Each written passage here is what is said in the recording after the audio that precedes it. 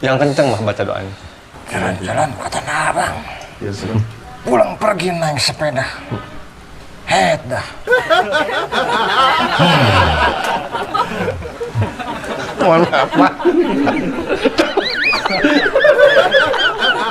Jangan-jangan ke kantor Abang naik sepeda. Enak. Semua dukun punya ciri khas masing-masing. Oh iya benar. Ada mantranya masing-masing. Lagi. Jangan diganggu. Oh, saya mah nggak ganggu, dia aja mah. Iya maaf.